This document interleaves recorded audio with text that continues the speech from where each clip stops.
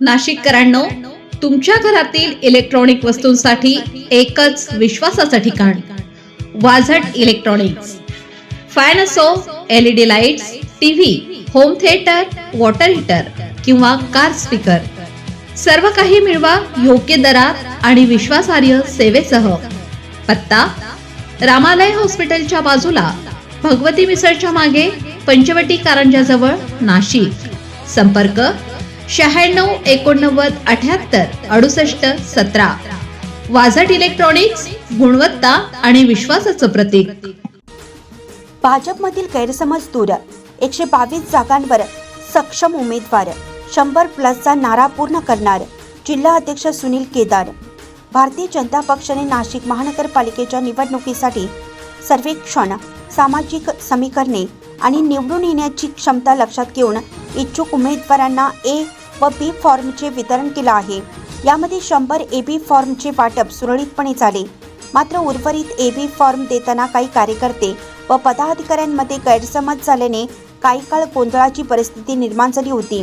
तथापि हा गैरसमज आता पूर्णपणे दूर झाला असून पक्षातील सर्व कार्यकर्ते व पदाधिकारी एकजुटीने व एक दिलाने काम करण्यास सज्ज असल्याचे भाजप नाशिक महानगर जिल्हा अध्यक्ष सुनील केदार यांनी स्पष्ट केलं। भाजपने नाशिक महानगरपालिकेच्या सर्व 122 जागांवर सक्षम व ताकदवान उमेदवार उभे केले असून 100+चा दिलेला नारा निश्चितपणे पूर्ण करू असा विश्वास त्यांनी व्यक्त केला। केंद्र व राज्य सरकारच्या माध्यमातून राबवण्यात आलेली विविध विकास कामे, सर्वसामान्य नागरिकांसाठीच्या योजना व सवलती, सुशासनाची ठोस अंमलबजावणी तसेच आगामी सिंहस्थ कुंभमेळ्याच्या पार्श्वभूमीवर सुरू असलेली व्यापक विकास कामे हे सर्व मुद्दे नाशिककर मतदारांपर्यंत प्रभावीपणे पोहोचवले जातील असंही केदार यांनी सांगितलं।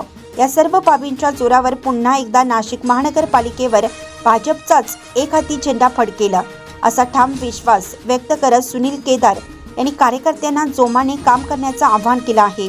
वाद संपलेला आहे। सर्व इच्छुक उमेदवार ज्यांना पक्षातून यादी आलेली होती प्रदेश भाजपकडून ते उमेदवार फॉर्म दिलेले, आता तिकीट वाटपाचा वाद हा राहिलेला नाहीये। परंतु काही जे कार्यकर्ते पदाधिकारी इच्छुक होते त्यांची नाराजी आहे, बाकी काही राहिलेलं नाही। असं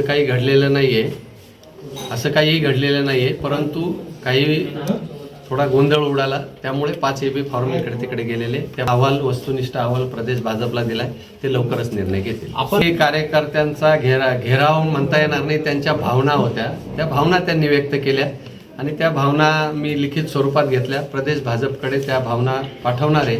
त्यांचं म्हणणं असं आहे की निष्ठावंतांवर अन्याय झाला, त्या भावना होत्या, त्यांच्या उत्स्फूर्त भावना होत्या, त्याप्रमाणे त्यांनी व्यक्त केल्या। दिवस आहे, उमेदवार कोणी पाडत नसतो, जनता जनार्दन आहे। भारतीय जनता पार्टीचे केंद्र सरकारचे आणि राज्य सरकारचे कामं सर्वश्रुत आहे, त्यामुळे कोणी उमेदवार निवडून आणतो आणि कोणी उमेदवार पाडतो या भ्रमात कोणी राहू नये।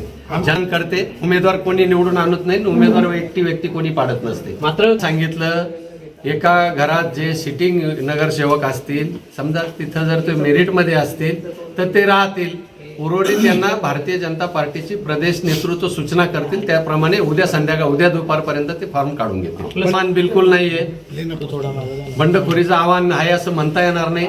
आमचे जे कार्यकर्ते, भूतप्रमुख, पदाधिकारी हे सक्षम आहे आणि त्यांच्याच ताकदीवर आम्ही निवडणूक लढणार आहे आणि जो नारा दिलेला आहे 100+चा तो पूर्ण करणार।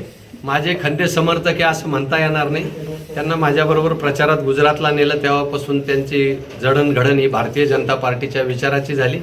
ते खरे भारतीय जनता पार्टीचे समर्थक, कार्यकर्ते, निष्ठावान हे म्हणता येईल, पण खंदे समर्थक भारतीय जनता पार्टीमध्ये कोण कोणाचं हे चालत नसतं, तो भारतीय जनता पार्टीचा खंदा समर्थक पाहिजे।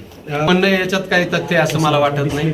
आपण जर 122 उमेदवारांची यादी पाहिली तर आयारामांना खूप तिकीटं दिली असं काही नाही। शेवटी इलेक्टिव्ह मेरिट असतं आणि ज्या ठिकाणी आपली पोकळी असते पक्षाची, शेवटी मी मगाही सांगितलं की राजकारणात डोक्याला जितकी किंमत आहे तेवढी त्या पक्षाच्या मागे डोके किती आहे, म्हणजे लोकप्रतिनिधी किती आहे त्याला किंमत आहे। शेवटी काहीतरी प्रदेश भाजपने सर्वे केला असेल आणि तो इलेक्टिव्ह मेरिट पाहून त्यांना आणला असेल पक्षामध्ये आणि ते ठरवून त्यांना ते केलेले। याचा अर्थ असं नाही की आयारामांनाच तिकीट दिली, बोटावर मोजण्या इतके असे काही कार्यकर्ते पदाधिकारी असतील इतर पक्षातले का त्यांना भारतीय जनता पार्टीने उमेदवारी दिलेली. उद्या दुपारी 3 वाजेपर्यंत माघारीची मुदत आहे, तोपर्यंत आम्ही त्यांना सांगू. परंतु इतकंही सांगून जर ते ऐकत नसतील तर शेवटी भाजप हा पक्ष शिस्तीचा पक्ष आहे. त्यामुळे आमचं जर एवढं सांगूनही प्रदेश भाजपने नेतृत्वाने जर त्यांनी ऐकलं नाही तर भारतीय जनता पार्टीचे आमचे प्रदेश नेतृत्व आहे ते त्यांच्यावर कारवाई करते. क्रमांक 14 मध्ये जे उमेदवार दिलेले नाहीये, परंतु भारतीय जनता पार्टी पुरस्कृत उमेदवारांचं नाव उद्या 3 वाजेनंतर जाहीर होणार आहे. त्याच्या मागची काही स्ट्रॅटेजी असते पक्षाची, सगळ्याच पक्षांच्या स्ट्रॅटेजी असतात, तसे आम्ही पण स्ट्रॅटेजी केलेली आहे. त्या ठिकाणी पुरस्कृत उमेदवार आमचे असणार आहे. चालेल नाही 5 जागांवरचा गोंधळ उडाला याचा अर्थ काय सगळीकडेच पत्तेकट झाले असं थोडंच आहे. अशा या म्हणण्यात काही तथ्य असं मला वाटत नाही.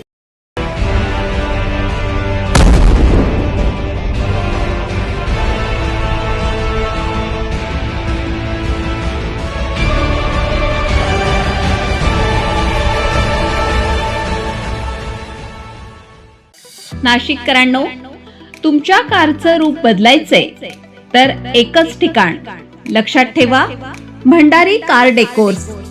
कार सीट कव्हर पासून ते अँड्रॉइड सिस्टीम पर्यंत, headlights, matting, ceramic coating, sun control films, audio video system, woofers, alloy wheels, सगळं काही एकाच छताखाली. बेस्ट टॉप अपग्रेडेशन साठी फक्त भंडारी कार डेकोर्स. ठिकाण वज्र कॅपिटल, शिंगाडा तलाव, नाशिक. संपर्क 98 22 47 56 78. भंडारी कार डेकोर्स, विश्वासाचं नाव, दर्जेदार कार ॲक्सेसरीजचं ठिकाण.